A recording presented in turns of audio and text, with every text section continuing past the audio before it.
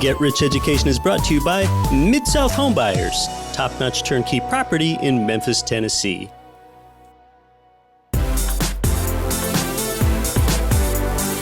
Welcome to Get Rich Education with Keith Weinhold, giving you information and ideas on the investment that has turned more ordinary people into millionaires and billionaires than anything else, and can provide you with more wealth and happiness than you ever thought possible. Now, here's your host, investor, entrepreneur, business owner, and educator, Keith Weinhold. Welcome to Get Rich Education, episode 48. I'm your host, Keith Weinhold, and I'm back to help you build your wealth with education, inspiration, and actionable content with a focus on the actionable today. The abundance mentality is dispensed here weekly. No prescription required because the scarcity mentality is abundant and the abundance mentality is scarce. You know, turnkey real estate investing has been a popular topic here. It's a favored investment because you can get high rates of return and maintain a lot of control, yet so much of the work is already done for you that your ROTI, your return on time invested, remains intact along with your high financial return. A lot of listeners have told me that they want to learn about more turnkey real estate investing opportunities in more markets. Well, I've been traveling and performing my own due diligence, so I'm finally glad to bring you this today.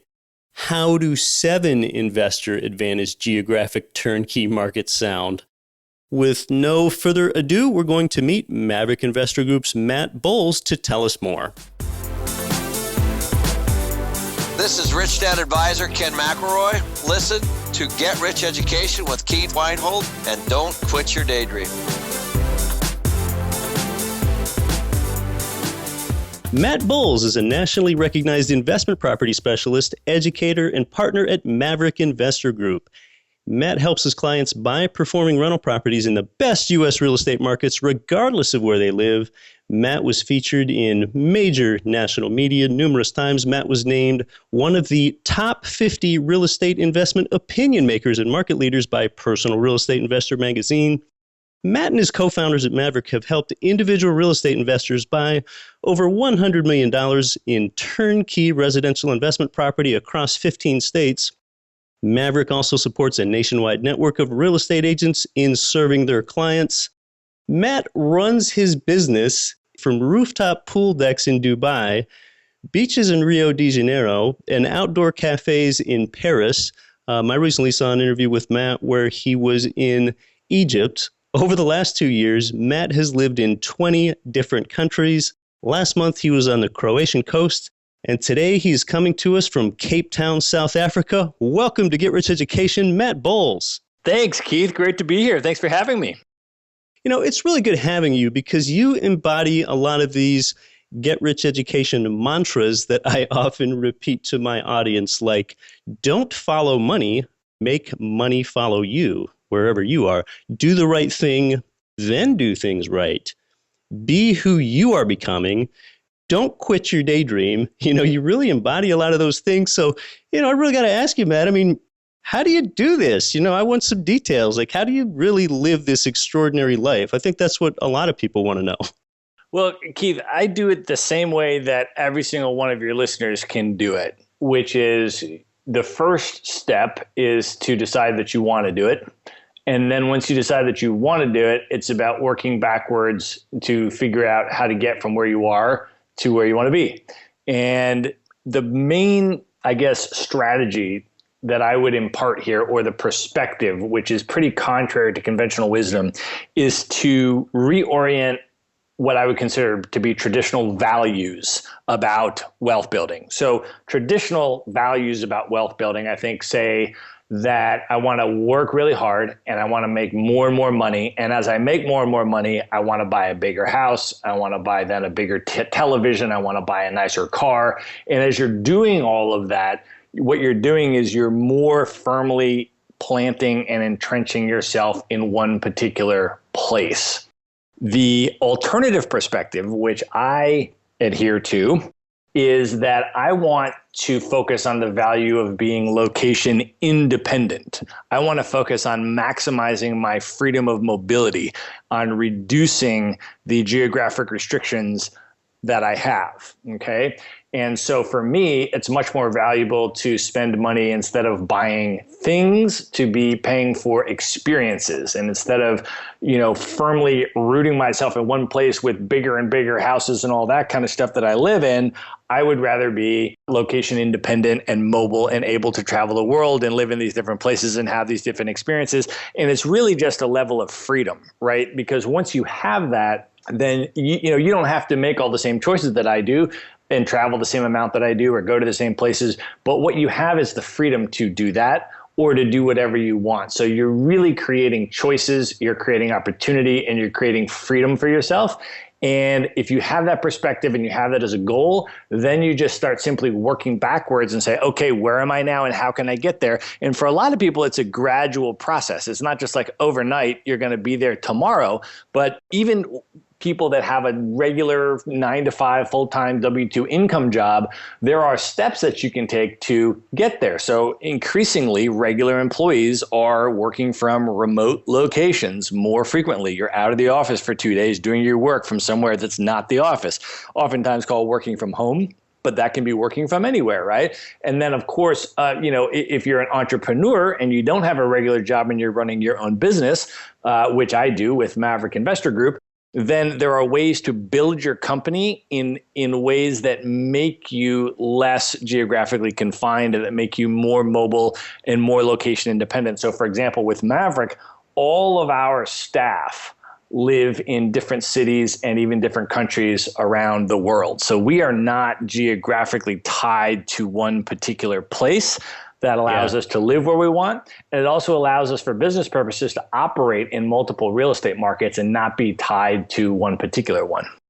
Yeah. See, I love the emphasis on experiences. That's something I talk about with my audience. We are a show that emphasizes abundance mentality to use real estate investing for lifestyle improvement, not just more cash flow, not just more real estate. Unlike things, experiences are something that cannot be used up, repossessed. There's no debt against your experience. And, I think for a lot of people, this is so simple. This is such a simple thing that I'm going to say here, but so many people overlook it. To have something different, you have to do something different. That's what produces a different result. Because you're not there in Cape Town, South Africa, or for any of these other places you've been traveling, Matt. You're not there for any sort of real estate conference or business meeting, right? You're there because you choose to be there and check that place out and feel like what it's like to live there. Exactly right. I want to emphasize that a lot of people, when they talk about, they travel or they do this or various different things, they're kind of talking about for work, like they live in a place quote unquote for work. They're attending conferences there, or they're networking there, or they're, doing, whatever it is they may have to be doing there. But yeah, this, for me is exclusively lifestyle design choice. So, what I did this year is pick out a number of cities that I thought would be really cool to spend time in. And I went down to Rio de Janeiro for 2 months. I'm in Cape Town now for 6 weeks. After I leave Cape Town, I'm going to go to Barcelona for about 6 weeks, just for no other reason than I think those would be really cool cities to live in. And I've built my business in such a way that I can operate from any of those locations, that I want. So it's no different if I'm in Los Angeles or if I'm in Barcelona or if I'm in Cape Town. Yeah, I think I do a pretty good job of traveling and getting around and experiencing the world, but I think a lot of my listeners are sort of living vicariously through you now. I think you do a better job of this than me. So, we've kind of begun with the end in mind here, Matt. So, backing up a few steps, a lot of what you do and the lifestyle you're able to live and the free will that you have to make in your own choices is supported by real estate and real estate investing. So how did you get into real estate investing? How did it all begin? My real estate investing, it was actually pretty interesting, Keith, and actually not that different from your story about the fourplex, which I'm familiar with. For me, I was working at a nonprofit organization in Washington, D.C. in 2004. and I was making about $40,000 a year. So I was working really long hours. I was doing really good work that I cared about. And then one day somebody said to me, hey, you should buy a house. And I said, how in the world am I going to buy a house? I make $40,000 a year. And, the houses in Washington, D.C. are expensive. And they said, no, well, let me show you. You can do it. And they got lending guidelines, of course, then were extremely lax, and it was very easy to get loans and all this kind of stuff. And so sure enough, I was able to buy a house. And so what I did is I bought a 4-bedroom house. I lived in one of the bedrooms, and I rented out 3 of the bedrooms to friends of mine. Okay. Now, I bought the house for $325,000, and I was getting rent from 3 of the 4 bedrooms to help cover the mortgage. Right. And then in 10 months after I closed on that house, I had it appraised, and it had appreciated 40% in value. So it went up like $120,000 in 10 months. So you might have had the leverage light bulb start to go off there. Yeah, well, the light bulb that went off, I said, that's interesting. So you're telling me that I make $40,000 at my job working 60 hours a week, and I could have just sat on my couch and played video games and done nothing and made 3 times as much money this year. I said, well, that's a pretty interesting concept.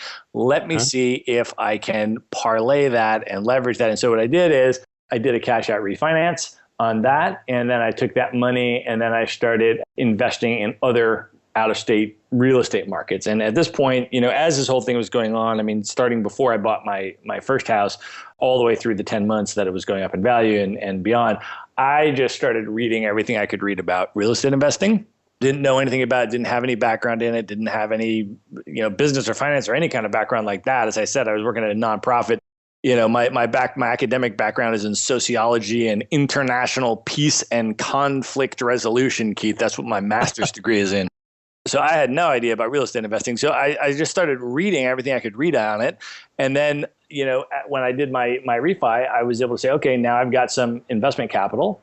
And I know that the first rule is don't buy any, liabilities or vacations or cars or anything like that with it invested in other assets.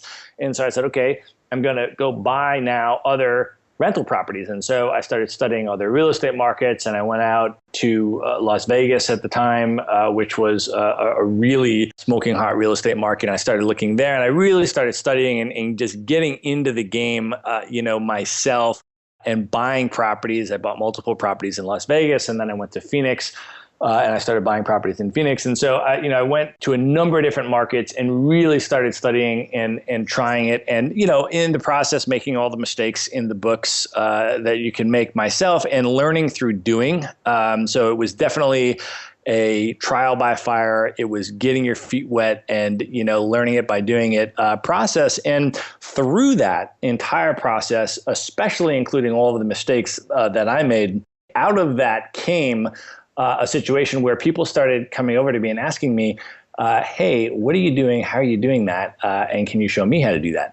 And I said, sure. And so what happened is a number of friends and colleagues and folks that I knew, we started going together and buying real estate. At the time, pre-construction real estate was largely what was going on then back in the 2004, 2005 period, as I'm sure you remember, Keith. Right.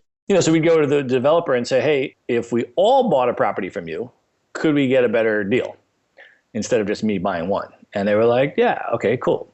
And so we would all buy property there, and then we'd all go to the property management company and, set the whole thing up.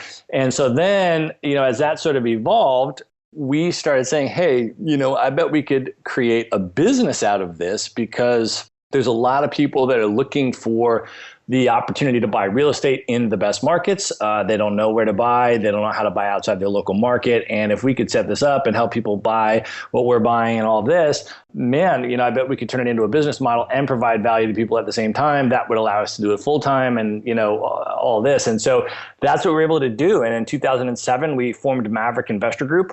We put all of our lessons that we learned through, the mistakes that we made and everything else into what we call the Maverick approach to real estate investing, which is how to buy and hold cash flow properties and how to select those properties based on real estate fundamentals And then, we just started growing from there and developing a client base. And, it's been a really exciting ride.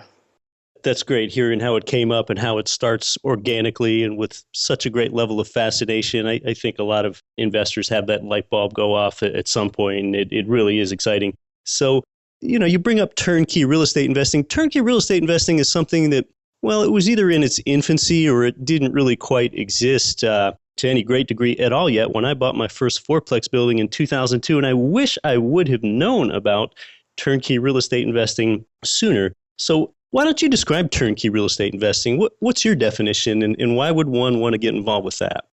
That's a great question, Keith, and it's a really important one because there are a number of different definitions that people are now using to describe for that term. And so, well, the reason is because it's kind of like this popular, appealing, compelling buzzword. And so people try to expropriate it and use it to describe different things and all this, as always happens. So you're right.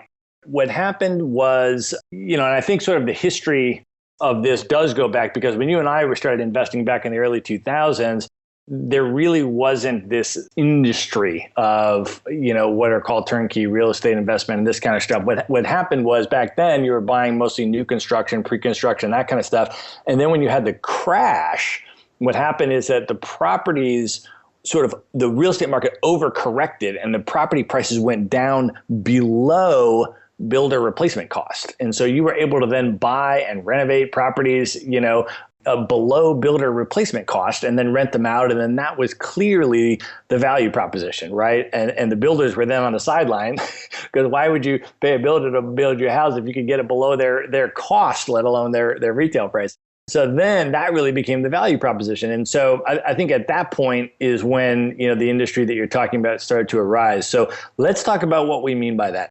When we use the term as Maverick Investor Group in terms of helping our clients buy turnkey real estate, what we mean is a property that is fully renovated. I mean, I guess it could be a new property or a fully renovated property that already has a tenant in place and it already has a local property management in place so that you can own that property from wherever you live. You don't have to live near it.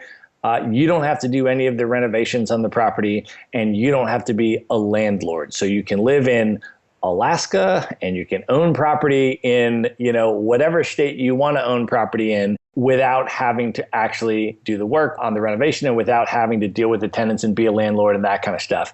The advantage to doing it that way is that, number one, it allows you to invest in the best markets regardless of where you live. So again, removes your geographic restriction, right? But number two is dramatic risk mitigation because the highest risk points for people that are trying to get in the real estate game. And, so many people that listen to the, real estate, hear a real estate guru and they buy the books and tapes and go to a seminar about how to flip properties and go to the investment club and they try to, kind of go in and buy distressed properties and renovate themselves and then, do this whole process themselves. And what I've seen is that the highest risk points are during that initial acquisition, renovation, initial leasing, the whole process to get it to a performing state. That's where people lose the most money.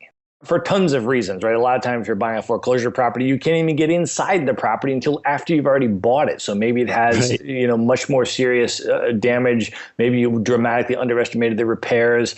If you're doing this as an individual, as opposed to, you've got to remember that you're competing with professional multi-million-dollar companies that are doing this in the same market, right? That have a lot more resources than you do. And so it's really, there's a lot of risk in that upfront point. And that's really where I think a lot of people underestimate costs. They underestimate time, which is holding costs, right? If they've borrowed money to do the renovation or whatever it may be, that's really kind of this big high risk point. And so what a turnkey opportunity does in terms of what we mean by turnkey is that it allows somebody else to take all that risk.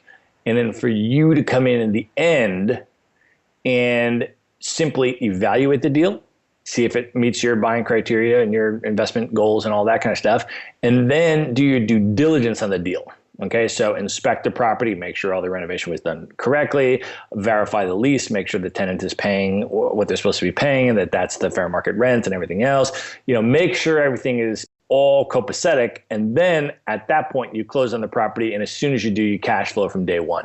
So that's really the big ticket advantage to turnkey model, I think. But let me just add one caveat, Keith, because we said that different people mean different things by this. Right. I've actually seen a lot of marketing where people say, oh, turnkey real estate, that's an interesting term. Let me try to apply that term to something very different and market it as turnkey. And what some people will do is they'll say, this is turnkey, and that's all that means is that I'm going to do stuff for you, but you need to come in and buy the asset in distressed condition. So it could be like any random real estate agent. It could be like, okay, you come in and I'll help you find a distressed asset to buy. And then after you close on it and you're sitting there and holding this distressed property that cannot generate income, I will then help you find a renovation team to renovate that property for you. And then after it's totally renovated, I will then help you find a property manager who can lease it out and find a paying tenant who might or might not pay this amount of rent that I speculate that they will. Right. So there's all of these different things, and somebody could be like, oh, it's turnkey because I'm helping you to do all of those things, so you don't need to do them, and therefore I'm calling it turnkey. So that's why I sometimes just use the term performing property to come in and buy an already performing property that's been renovated, got a tenant, got property management, and you just go in, verify, do your due diligence, and close. Yeah, turnkey to me means a property that has already been renovated, and some of these renovations are pretty extensive, is already tenanted and already has professional management in place. So you do know what you're getting, and you are able to make an evaluation of a property, based on parameters like projected cash on cash return and such before you get into it. To me, it seems a little bit like fishing. I go to the supermarket for the convenience of buying 1 pound of salmon. It's already been gutted. It's already been cleaned. It's already been headed. It's already there. I can easily evaluate what I'm getting. The other way of doing it is packing up and going on a fishing trip and getting a license and finding a fishing hole and having the gear and having the skills and expertise to go out and try to find a fish. It might end up being a profitable venture, if you want to call it that. It might not be. So, I'm just kind of using this analogy to bring up the fact that if one of my listeners really wanted to, they could go into some of these markets themselves and try to buy property there. But they're not going to have any idea of what they're getting into, identifying the right foreclosure, not just identifying the right market, but identifying the right sub-market. There might be so many things they just might not be aware of. Is the school zone boundary going to change soon? That's soon going to make that block desirable or undesirable. And there are just so many pieces of knowledge and so many economies of scale that the turnkey provider in that market has that we can't, and they're delivering that fish to you ready for consumption. Absolutely. I think part of what sort of perpetuates an investor to want to continue investing locally, even if they might not be in the right market, is their local agent. Your local agent has quite a bit of marketing power in your local area when it comes to buying a piece of real estate. And your local agent doesn't have any incentive to want to tell you to invest out of market here in a commission-based industry. They're always going to try to reinforce that you invest in your local market. And you might even be hearing that at your local real estate investor meeting. Buy local, invest local. They're going to scare you from investing out of market. Yeah, and it's interesting because a lot of people that want you to invest in an out-of-state market are doing the same thing, except they're just promoting their one particular out-of-state market because that's all they have to sell, and that's the only way they make money. And so regardless of how good it is, they have to retrofit their marketing materials to promote their product, right? So the way that, the traditional sort of sales of any kind work is, hey, we've got this product to sell. Let's figure out how to convince people to buy it. So if there's local real estate agents and all they have to sell is your local properties, then they're going to try to convince you to buy that, nothing else. If there's somebody selling property in market X and they're based only in that market and that's all they have to sell, then, whatever stage the property cycle is at, however good it is at the moment to buy that property, it's all they have to sell. So they're going to tell you that that's always the best thing to buy. One of the ways that we as Maverick Investor Group wanted to intentionally navigate around that dynamic and put the real estate investor client first, as opposed to the market or the product or whatever, is that we, again, this goes back to the location independence theme, right? Maverick is not tied to any one particular real estate market. And the most advantageous real estate markets actually change over time. And so what we're able to do is work with each individual real estate investor as they come in our door, sit down, have a conversation, not literally in an office, usually over Skype right now with video and so forth, because they can live anywhere and we can live anywhere. But have that conversation with them about their personal buying criteria, their personal investing goals, all this kind of stuff, and then what markets might be most appropriate for what they've described as their buying criteria and their investing goals and so forth. And so, we are constantly monitoring real estate markets. We are out there hunting down the best deals and the best buying opportunities in the US, and those change over time. And we are on the pulse of those, and we're able to help our clients build diversified portfolios of cash flowing properties over time. So Keith, 5 years ago in 2010, one of the best, most advantageous markets in the country was Phoenix, Arizona. And we helped a number of our clients buy in Phoenix, Arizona. It was one of the first markets to peak, and it was one of the first markets to bottom out around 2009, and then started the recovery cycle in 2010. Well, about a year or two later, that market had soared up so much. The prices had gone up so much. Everybody that bought there did great. They rode that wave of appreciation, but It did not make sense to continue buying in that market because what had occurred was a process of what we call yield compression. The home prices went up and the rents did not rise as fast as the home prices did. So if you locked in a low home price, you got an awesome price to rent ratio, you got it locked in, you did great, you just rode the appreciation and just made equity. But if 2 years later you were to continue to buy in that market, you'd be paying a way higher price, but you would not be getting a proportionately higher rent. Okay, so your cash flow margin would be much smaller than the person that bought when, back in 2010, right?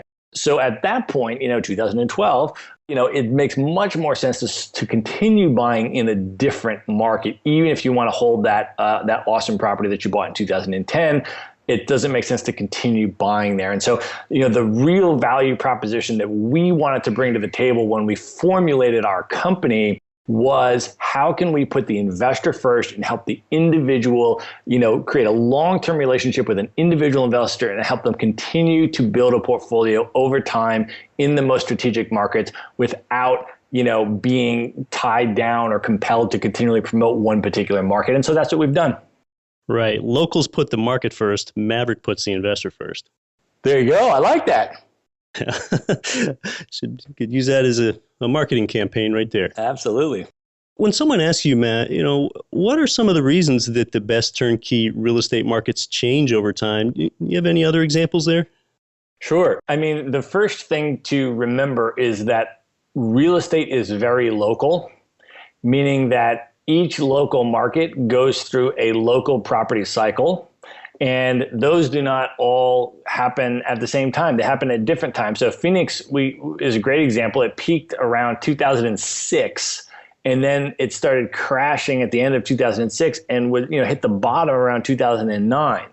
There's other markets like, say, Birmingham, Alabama, which didn't peak until 2009.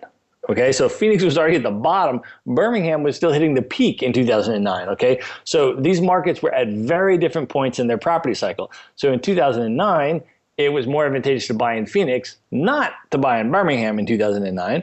But then now, 2015, or 2014, over the last couple of years, it's more advantageous to buy in those markets that started the recovery cycle later. Okay, so when Phoenix already went back up, other markets were just hitting the bottom. So go into those markets that are having a later stage recovery cycle. Now, I don't want to oversimplify this because this doesn't mean that you don't want to buy only because of, the market is, near the bottom or it's near the top or whatever. You don't want to have that be your exclusive criteria, primarily because you definitely don't want speculation to be your primary buying criteria. You don't want to bet on home price appreciation as your primary buying criteria. That should be a bonus. For sure. What's more important about understanding the property cycle, Keith, than just, it has a whole potential to go way back up in price. What's more important is to look at the price to rent ratios. Okay. So typically, if a market is more towards the bottom, or it's in the recovery cycle, but it's still got a ways to go to get back up to that sort of equilibrium point, to look then also overlay that with understanding the rental market. And if there is high rental demand and the rents are quite high, but the home prices are quite low, that's where you're going to get your cash flow margin. And if you're in a healthy market based on real estate fundamentals, so you got job growth, you got population moving in, you've got upward pressure on rents, you got a lot of rental demand, and the home prices are still low, and still recovering, those are a lot of times very advantageous times and moments to get into those real estate markets. Sure. Yeah, I hear a lot of times on this show, I just use the metric, the rent to value ratio, what I think just kind of flip flops the price to rent ratio, where, typically if you get a ratio of 1% or better, 1 month's rent being 1% or more of the purchase price, that's typically one indicator of a cash flowing property with a 20% down payment. Of course, that's only superficial, and you do need to go below the surface. But yeah, I think, it's pretty typical in a market, sometimes because it's the injection of hedge fund money coming into a market and buying a bunch of properties, that prices typically appreciate faster than rents.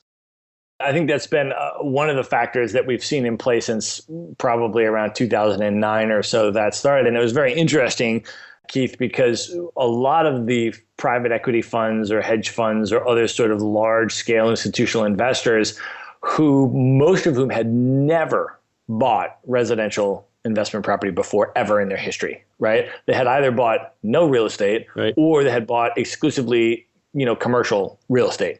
And so what was pretty amazing about that whole episode is the validation, I think, that, Wall Street and, the sort of financial establishment, if you will, started all of a sudden validating a lot of the stuff that we had been saying for quite some time. We, as in, Maverick and you and other people that have been investing in residential real estate, right?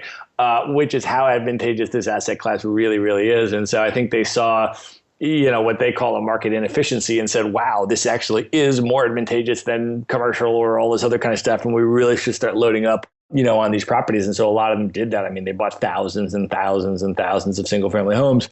And it was pretty interesting to watch. One question I hear investors have sometimes when they're going ahead and looking at a turnkey real estate investment, sometimes I hear, wait a moment, am I paying somewhat more for a property that's a turnkey property with a turnkey provider than I would be with a comparable property, just buying it from an owner-occupant or another individual? What do you say to people when they have that question?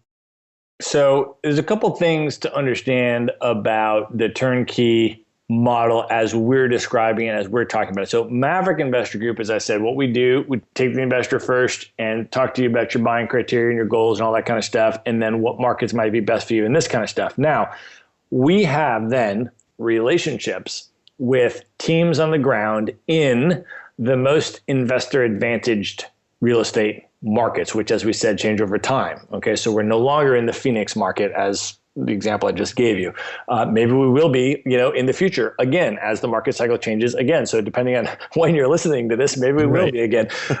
So we have, teams on the ground. And when I say teams on the ground, I'm talking about independently capitalized, multi-million-dollar professional companies that do this at scale. And so what you need to understand when you're buying a turnkey property is that you are being able to take advantage and leverage both their knowledge and local expertise, which goes back to what you said, Keith, making sure that you're buying in the exact correct micro market. And sometimes that's as specific as, which, street or block you're actually buying on in a lot of these markets, right?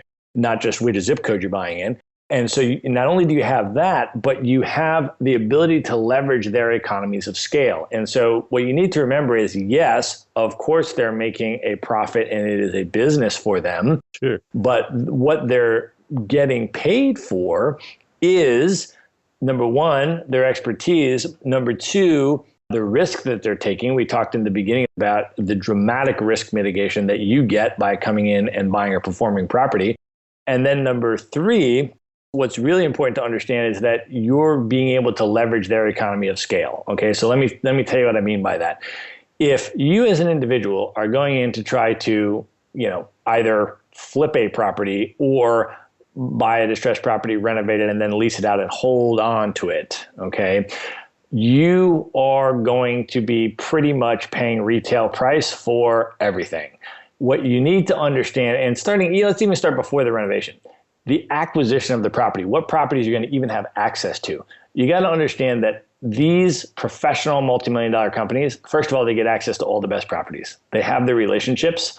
They buy the most property. They do the most volume. And so they just get access to the properties before they come in the MLS and before you get access to them as an individual, period. So usually the properties that you're picking from are the ones that they didn't want. So let's start with that, okay? Then when you move into the renovation stage, they renovate at scale. So if they're doing 20, 30, 40 properties a month sometimes, guess what? When they go to Lowe's or Home Depot to buy their materials, they're getting substantial discounts on those materials. So they can renovate each property for way less money than an individual trying to do it themselves. And they've also got then, usually in-house construction crews. And, so the whole thing is from materials to labor to acquisition to everything else is completely at scale. And therefore, the actual cost of them to produce a renovated performing property is much lower than your cost as an individual to produce the same performing property. So they can actually build in a profit margin for themselves, for their business, and still deliver you the asset at the same or a better price than what you'd be able to get it yourself. And they have taken all of the risk, because you've got to remember, if you're doing the renovation and you're leasing out the property, all of the time that it takes you to do that are holding costs that you are paying for. When your capital is tied up, you're paying for that. So keep that in mind. And again, the main thing that I would say to remember is risk mitigation. You are able to go in, evaluate a performing property, and close on a cash flowing asset. That's the value that they deliver. That's the value that they're getting paid for. And of course, you always can do an appraisal on the property. You can independently verify the market rents, and you can independently verify that you're not overpaying for the property. Of course, there's tons of mechanisms to do that as well.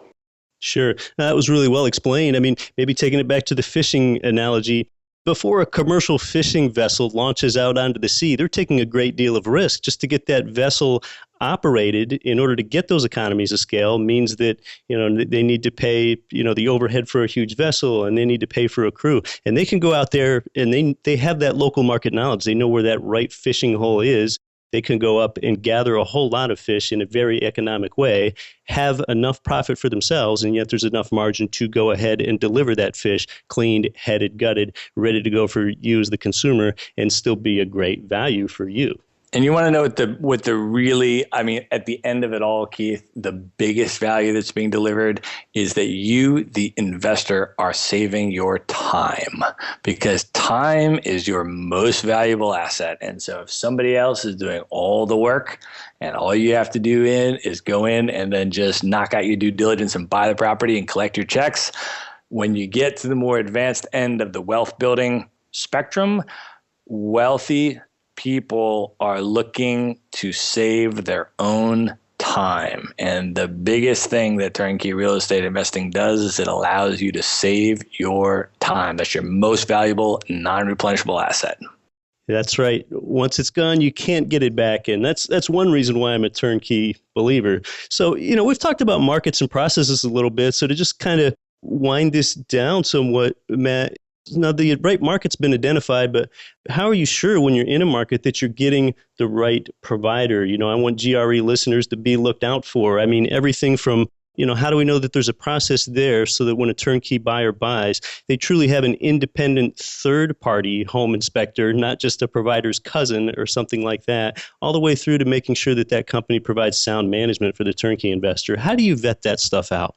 Absolutely. So The first thing is that we, Maverick, of course, go into every single market and build these relationships personally. So we meet with all of the different people on the team. We walk through their properties. We look at what they're doing for their renovation standards. We look at what they're doing for their property management screening process. We look at what they're doing. I mean, we go very deep into, assessing their business operations and that kind of stuff. We also make it very clear to them that, a business relationship with Maverick means that they're going to prioritize and take care and give special treatment to every single client that comes through Maverick. And if at any point that didn't happen, the entire business relationship is in jeopardy. So there is a major scale and a community comfort, I think, in volume in terms of the way we position the business relationship in the first place. But the more important answer to your question, Keith, that I want to really emphasize is that what we tell every single real estate investor is that we don't want them to just, quote unquote, trust us. Like, don't worry about it. It'll be fine. We've already looked into this. Seriously, I mean, in business or in investing of any kind, in any space, anywhere in the world, the reality is that, things can change over time, sure, right? I mean, just because I went down and everything looked great and perfect when I walked through everything doesn't mean that 12 months down the road, a company doesn't grow at a scale that, is too fast for them, or, something might happen and different quality, changes might take place or things like that. I mean, business and investing is a constantly dynamic, changing process. And so, we never tell people, oh, don't worry, just trust us, it'll be fine. What we do instead is we educate each investor that they need to execute an objective, third-party, independent due diligence regimen on every single property that they buy. And so, I've got plenty of clients that might buy, 3-4 properties a year from us. And what I say to them is, oh yeah, the provider's great. Every property has been great so far. We have a good relationship with them. Do I need to do an inspection on the fourth one that I buy? And I'm like, 100% yes, you absolutely do. Don't ever skip any of these steps. And so, what we want to do is not to promote or vouch for or say, just trust us on this. What we want to do is educate you on how to buy these properties and how to perform your own due diligence. And so you should be, calling up your own home inspector from an independent home inspector company in that local area. We can provide you with a list, pick anyone you want, or just Google it and do it yourself. They go into the property, they inspect the property, they report to you, not the seller. They work for you, not the seller, certainly not Maverick, and then you get the home inspection report. They go through everything that might need to be fixed before closing, and you just give that to the seller and you say, hey, make sure you fix all these things before closing. And then you either send your inspector back to verify it was done or verify it in some other way. So that's one example. And then certainly, make sure the same thing with the tenant, that you see the signed lease, you're making sure you're verifying that is in fact the market rent. I mean, we have, services that we introduce our clients to where they can independently verify, okay, what should the market rent be for this particular area, and all this kind of stuff, just making sure independently, not because Maverick told you so, not because the seller told you so, but empowering yourself and educating yourself on how to objectively and independently verify and evaluate deals so that you can do that on every single one that you buy.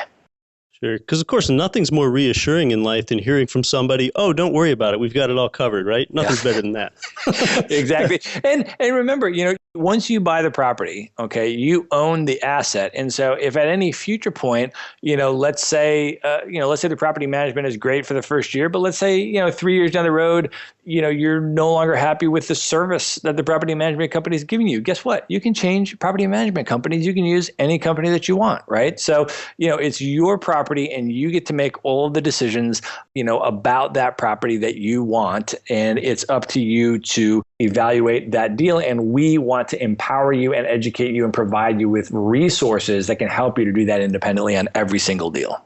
Sure. Yeah. Things like that, management problems. I mean, things like this can happen and change in every business because businesses are made up of people and some of those people change over time. So, before I even decided to affiliate with Maverick, I put boots on the ground and went into a Maverick market. I've walked through probably 12 to 15 renovated homes in a turnkey market. I checked out the turnkey places, everything from their warehouse to, looking at submarkets on a map before we drove out and visited them to, vetting their property manager, all the way to seeing that there are indeed collected tenant security deposits on leases. So you really offer something fantastic to the prospective buyer and investor, Matt. And, you really do embody the lifestyle design that I emphasize as a desired outcome on my show. So, because ultimately all this successful real estate investing, it isn't about property, or it isn't even about cash flow. It's about lifestyle arbitrage. So is there anything else out there, Matt, you'd like to talk about that maybe I did not ask you? I think you're doing a great job, Keith. I mean, the thing that I would say for folks, especially newer folks that are getting into the real estate game, is think about the end goal first. We started off this way and we can sort of, conclude this way. Think about the end goal first, about what you ultimately want. Where would you ultimately like to be? And don't, put any restrictions on that. Don't say, oh, but I couldn't do this because there's this obstacle here or whatever. First of all, just figure out what that is, what kind of lifestyle you would like, what you'd like to do. I mean, it's hilarious. I tell people, oh, yeah, I've been to, lived in 20 countries in the last 2 years. And they're like, oh my gosh, I don't have nearly enough money to go do something like that. And I tell them, guess what? My total lifestyle expenses have been lower doing this, including airfare, than when I lived in LA full time.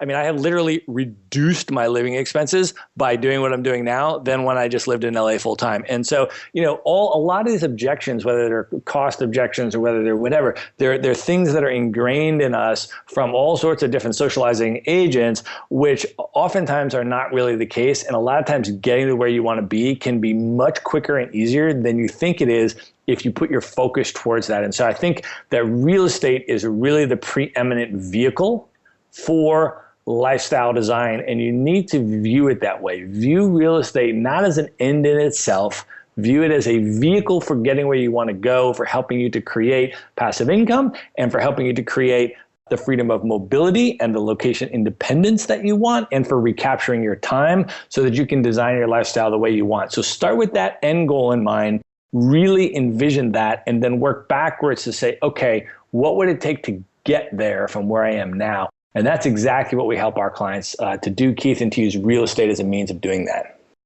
Yep. One has their priorities lined up right, I think, when they begin with the end in mind. Matt, do you have any good online productivity resource or app, or maybe a book that our audience should read? Sure. I'll recommend a book, Keith, that is a book that I've had for many years, and I continue to refer back to it regularly. And I think it's a really, really important book when it comes to real estate. It's called What Every Investor Needs to Know About Cash Flow and 36 Other Key Financial Measures. And it's by Frank Gallinelli. I've read it. You have read it? Yeah.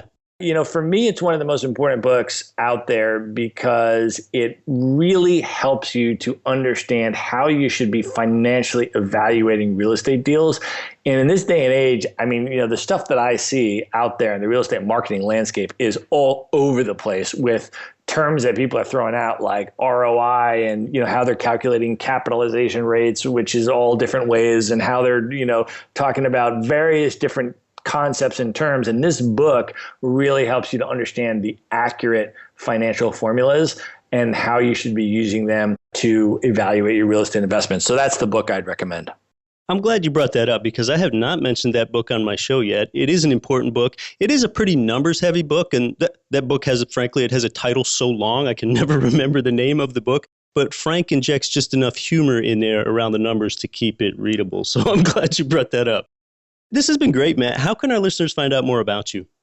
Well, Keith, for your listeners, I'd like to make them a special offer. I had mentioned that, number one, I had gone through a lot of real estate investing, made a lot of mistakes myself, and really come out of that with sort of the Maverick approach, which is what we use to help people buy real estate. And, over this past year, I've seen a lot of real estate investors that are not part of the Maverick community, that are not buying on our model. I've seen a lot of people make a lot of mistakes and lose a lot of money in various different ways. And so what I did is I put together a 36-page report, which is called How to Avoid the 7 Biggest Mistakes That Real Estate Investors Are Making in the 2015 Boom Cycle. And I want to offer this report to your listeners for free.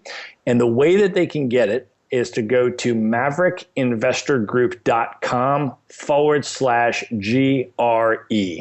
And when you go there, it's just going to be an opt-in. You just enter your name and email, and you're going to be able to get this report for free. It's a 36-page report, and I think you'll find it pretty helpful and substantive. I've worked pretty hard on it, and you can go to maverickinvestorgroup.com/GRE.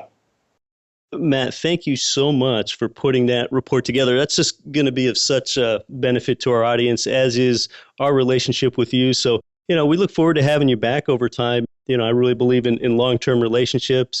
I think we're really in the right one here, Matt. So thank you so much for setting up maverickinvestorgroup.com/GRE for that report. And Matt, this has been huge. Thanks so much for stopping by. Thank you, Keith. My pleasure.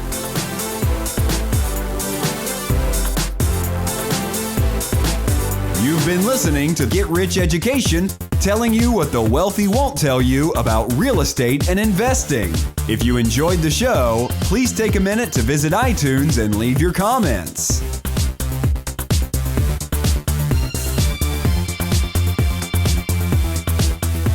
Nothing on this show should be considered specific, personal, or professional advice. Please consult an appropriate tax, legal, real estate, financial, or business professional for individualized advice. Opinions of guests are their own. Information is not guaranteed. All investment strategies have the potential for profit or loss. The host is operating on behalf of Get Rich Education, LLC exclusively.